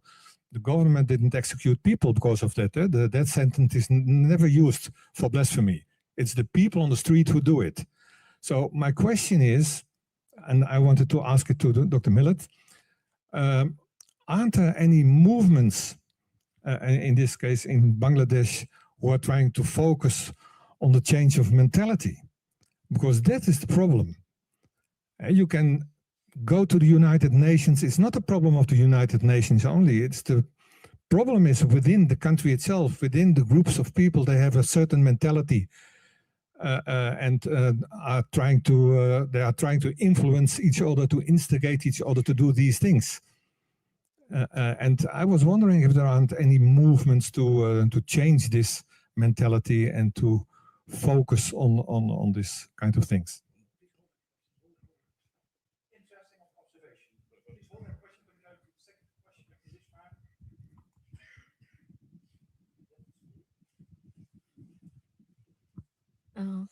Good afternoon, everyone. It's not a question, it's more or less remarks. We are talking about last 18 months, but minorities are under repression, I would say, for almost 50 years or even more. And it has no government, not a single government, tried to take any drastic actions for them and how they feel. all the governments, including now this, that Jamaat Islami or whatever is trying to come to power, they're using the minorities as a kind of trump card. That, oh, look, we have a Hindu applicants, or we have always, they don't care what they feel, what they want. No one is taking care of them, just using them as a kind of trump card. 50 years ago, when Bangladesh got independent from Pakistan, we had 30%, among 100% population, 30% minorities. But now, today, we only have 7%. They don't feel safe. What did we do to make them feel safe? And it's like always, if there's something happens in India against the Muslims, spill over in Bangladesh and then start attacking Hindus or Buddhists or whatever. And not a single government, not a single political party. They use them as a kind of card, or kind of like trying to, oh, okay, stay with us, we'll protect you. But in principle, why they need protection? They are also equal citizen like any other Muslim or whatever the religious identity is. Why they need to be taken care of by you? They are equal citizen like you. And what about that? How do they feel? They don't feel safe. They don't feel like it's their own country. And like rest of the population, they said, oh, they don't love this country, they love India, or they love whatever. But no one asks them what they feel, what they want. Thank you very much. I did hear a question, so I'm going to ask that to Priyashi. First, Dr. Milad on the first. Thank you. Thank you for asking that question about the blasphemy and change of mentality. As the nation, Bengali nation, they are secular. They love to live each other with harmonious community, and there is no problem with them. When the religious extremists, the number or percentage is very minimum, but the country like Bangladesh, there are 200 million people lives there. If 1%, that about 2 million. So if they want to create anarchy, it is difficult to stop, not only in Bangladesh, anywhere. But we have to look at that, whether it is state sponsored or state patronized, or somebody is patronizing it behind that. We need to find out those people. And it already identified, we know who are they. But as a democratic country, without proof, it is difficult to do anything about them. But still, at the moment, and also you need to look at the statistics. In 55 years of Bangladesh, what happened in 1971 or 85 or 96, and which government was power in that time. So you need to do that, because the blasphemy and those sort of things has increased over the last 18 months. Even in last 45 years, different government was in power. We heard not many as now we're hearing. So we have to look at that. But yeah, of course, mentality change is an option, but those people are brainwashed. They will not change their mentality. That is the problem. And it is everywhere. Thank you. Thank you very much. Thank you very much. It's very true and very interesting fact which you have highlighted, and I think it stems from the two-nation theory. And I would concur with the professor here of that genocidal concept of the other. So in the two-nation theory, it was documented, or rather publicized, and then sold, the fact that the Hindus and the Muslims, the two predominantly larger communities, cannot live together, and hence there has to be a two-state solution, rather a three-state. So, and then that concept of the other. So, of course, the minorities have always been targeted or violated. However, I would like to draw your attention to the proportionality and the timeline. So in 18 months, we have seen a phenomenal rise of the attacks, irrespective, again, not only Hindus, Christians, Buddhists, Ahmadis, members of the LGBT community, cultural organizations, as I have mentioned in my slides. And if you then cast that to, let's say, a 10-year or 15-year of previous governments, I think the proportionality logic has to be applied in this instance. Thank you. Thank you very much. Yes, we have two more speakers, and I'd like to close the floor. There is enough opportunity later this afternoon after the coffee break for you to make your remarks and ask questions. So two speakers to end this session. Quick question to whomever can answer. Can you confirm when it comes to mob violence that there are 0 women participating? Question, yes. We'll leave that up to the panel for you to ask and answer. Then we'll go to the last question in this session. That's the gentleman in the back. To Mr. Habib, I want to ask you a question. I think not proper name, right? Habib again? Habib Milad. I do have a question to you and to maybe the whole public. During the recognition in some parliaments of the Armenian genocide, the Armenian people left the Greeks and the Kurds alone, because before that, they were also describing, hey, there is genocide to all people.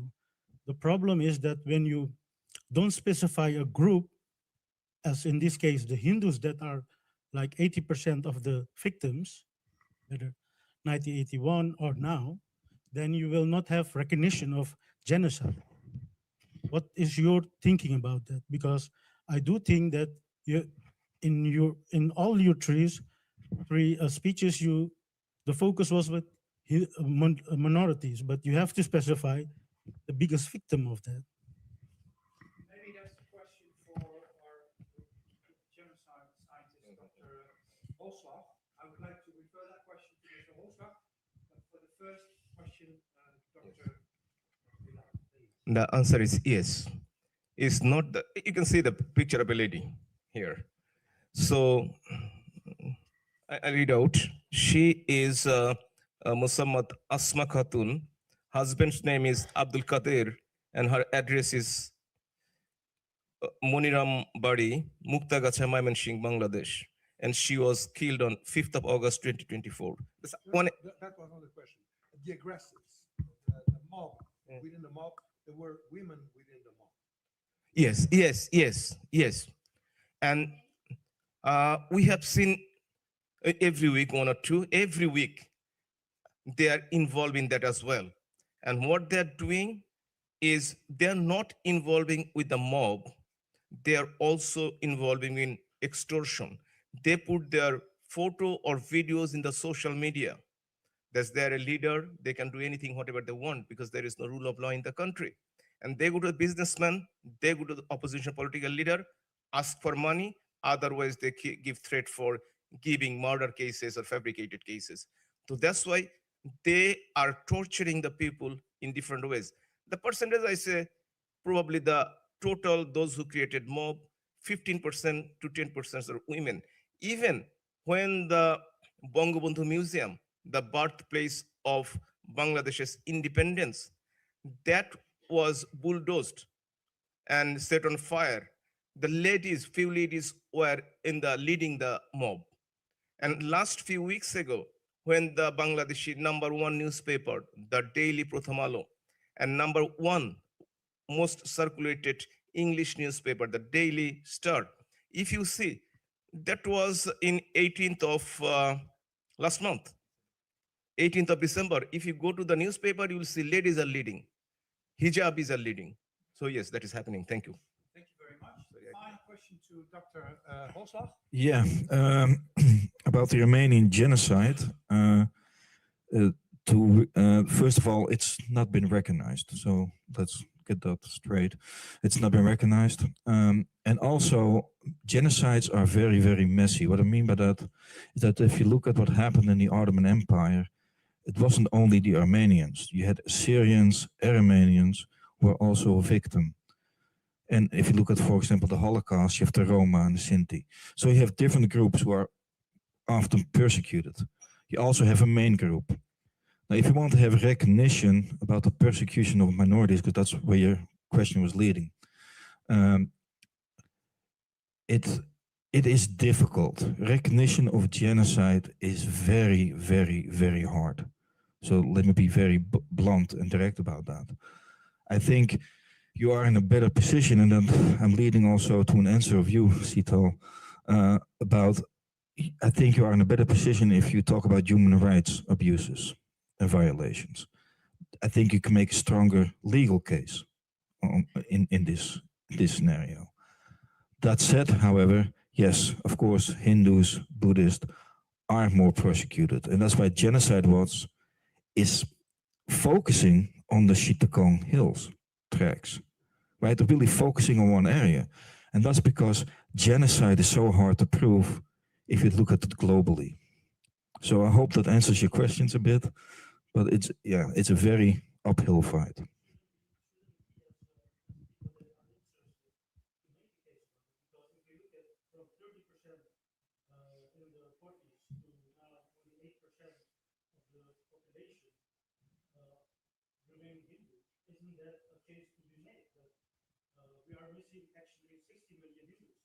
Yeah, there's definitely a case to be made.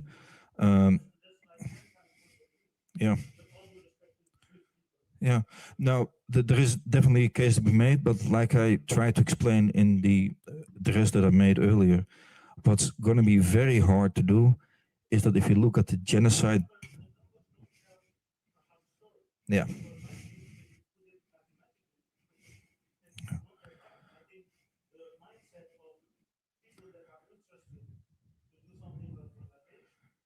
Yeah. No.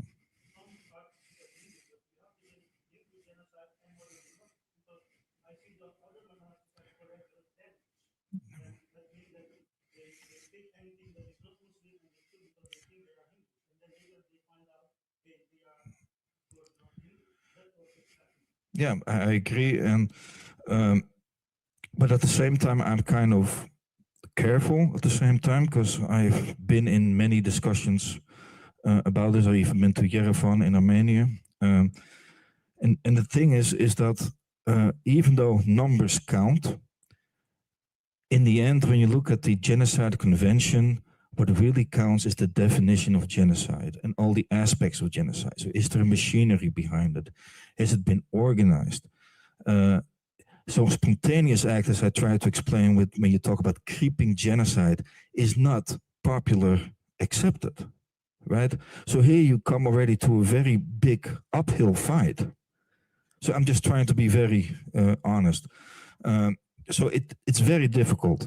I agree, there is definitely a form of ethnic cleansing, and I think you have a better case in ethnic cleansing than genocide. Thank you very much. Let me conclude this round with making two remarks. The first remark would be that I have to join Dr. Holslag when it comes to numbers. Genocide is not defined by the number of casualties. It can be genocidal when it is only a relatively small number. It has to do with intent. It has to do with state involvement. It has to do with many aspects. It's not the number by itself that defines whether or not it is a genocide. And the second is the remark that Dr. Holslag made, that the Armenian genocide is not recognized. It is not recognized by the United Nations, but fortunately it is recognized by various countries, also by the Dutch Parliament. And I think that political recognition is of great importance. And therefore, I think that if the Netherlands or any other country, the United States, is under debate in the United States by law, a bipartisan law, recognizing the Armenian genocide. So if that is adopted by a parliament, then that is an important political step. So coming from political recognition to universal recognition by the United States, the United Nations, is an important way to go forward. So I applaud every country, every parliament that recognizes the Armenian genocide or the 1971 genocide of Bangladesh. That being said, I would like to thank the gentlemen of our esteemed panel. Please, ladies and gentlemen, thank you very much. We will now have our coffee break, a longer coffee break, and then we will back for our second panel. Thank you very much.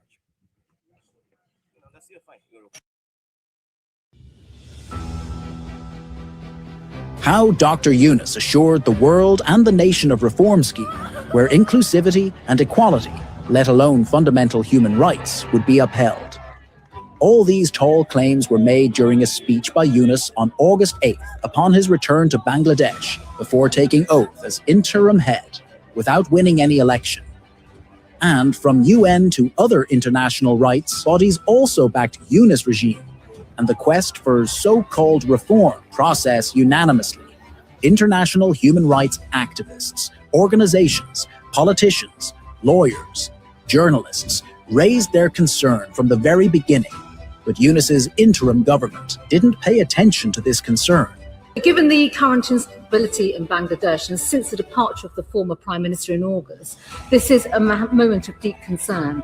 Many governments are condemning the violence and calling for peace and law and order to be restored. But 7 months under the rain, a reality check reveals just the opposite scenario, with law and order went totally collapsed, while the judiciary and law enforcement have been totally weaponized. Mob rule has become the rule, with lynching, communal violence, alongside other acts of terror like arson, looting, rape, curb on freedom of movement for women and girls roiled the nation. Let's take a look at how rights abuses exacerbated in the country, extrajudicial killing and custodial death by law enforcement. Since August 5th, at the behest of Bangladesh Army, joint forces have been deployed. Troops are also empowered with magistracy power and following our monthly status of killing under law enforcement. Atrocities against minorities. We have a responsibility because we enable Bangladesh to be free and independent. Now, whatever the change of government has been in Bangladesh, it cannot be acceptable that religious minorities are persecuted in this way. Attacks on followers of Sufis and shrines. Islamists inciting violence against minorities, in stark contrast to government's narrative on ruling out communal line over attacks against minorities. BBC journalist laid bare how Islamists, released after August 5th, are inciting ongoing spate of violence, targeting all minority communities, including Hindus. 2 episodes in BBC radio service brings to light the stark involvement of Islamists in fomenting attacks against minorities. Yunus's sweeping indemnity for mass killing of cops, citizens, and violent attacks on police stations by loyalists. In contrast to the pledge to ensure justice, an order issued on October 14th, 2024 by Yunus reads, "Students and citizens who put forth all efforts to make this uprising successful will not face prosecution, arrest, or harassment for their acts between July 15th and August 8th. Emboldened at the indemnity, advocates of Yunus regime, radical Islamists and coordinators from student against discrimination platforms publicly glorified the killing spree of cops and planned destruction of key public offices as part of a violent campaign to bring down Awami League."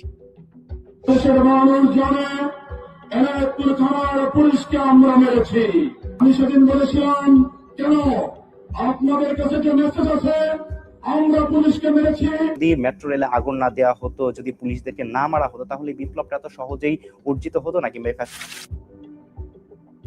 পুলিশের firing এ কম লাগছে, civilian ড্রেসে হাতে 7.62 আপনারা নিজে দেখছেন।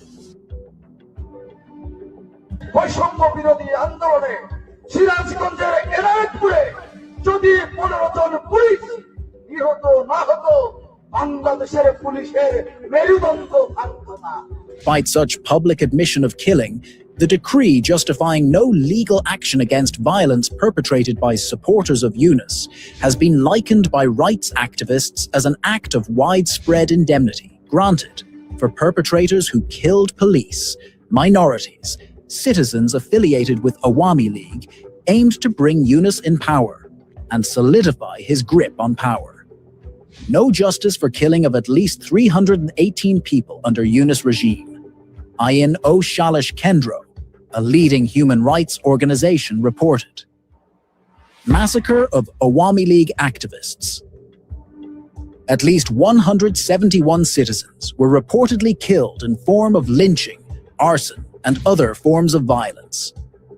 According to accounts of family members, tens of thousands of party activists and leaders in almost each unit of 4,573 union In all, the 64 districts across the country subjected to physical attacks, and their houses and business were looted and vandalized. Hundreds of activists are feared, killed as their whereabouts are unknown for months.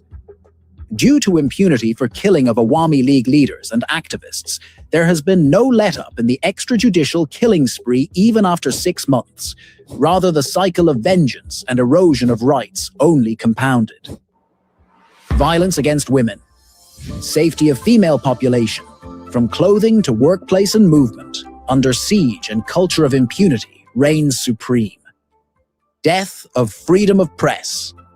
The claim of Dr. Yunus to uphold freedom of press emerged out as biggest hoax in 6 months, as not only journalists are suppressed with meticulous design of false lawsuits, arbitrary arrests, unlawful incarceration, but also a record number of headquarters of media outlets came under attacks.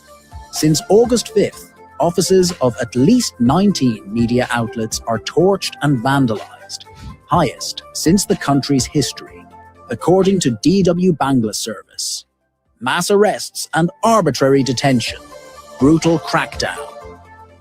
At least 13,540 people were subjected to mass arrests and arbitrary detention from August 2024 till January 2025. In 20 days of February, at least 12,500 were detained in political cases. No justice in court. Victims of mass arrests denied of legal rights. Reports reveal critics of Yunus regime, who have been subjected to mass arrests, were attacked inside court premises on a regular basis. Denial of academic rights of students. Over the space of last 6 months, tens of thousands of students who are opposed to Yunus and his allies were attacked inside campuses, even barred from attending examinations, denied of academic rights, and their certificates have been cancelled by university authorities. Only because of political belief or alignment with Awami League's student wing, scores of students were murdered, abducted from their home, and even thrown behind the bars. Now the questions over Yunus gaining undue privileges to expand business empire.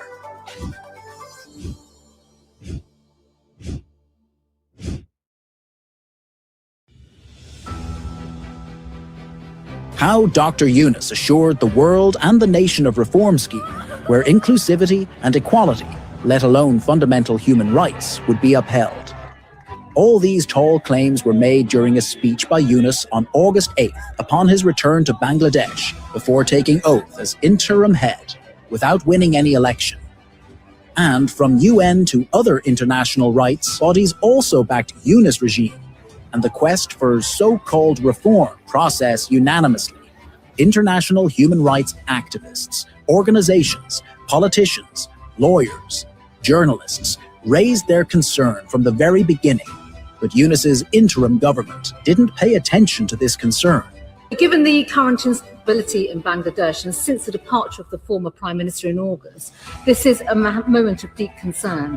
Many governments are condemning the violence and calling for peace and law and order to be restored. But 7 months under the reign, a reality check reveals just the opposite scenario, with law and order when totally collapsed, while the judiciary and law enforcement have been totally weaponized.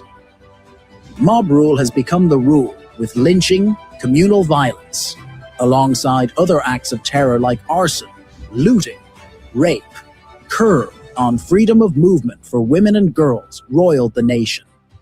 Let's take a look at how rights abuses exacerbated in the country, extrajudicial killing and custodial death by law enforcement. Since August 5th, at the behest of Bangladesh Army, joint forces have been deployed. Troops are also empowered with magistracy power and following our monthly status of killing under law enforcement. Atrocities against minorities. We have a responsibility because we enable Bangladesh to be free and independent. Now, whatever the change of government has been in Bangladesh, it cannot be acceptable that religious minorities are persecuted in this way. Attacks on followers of Sufis and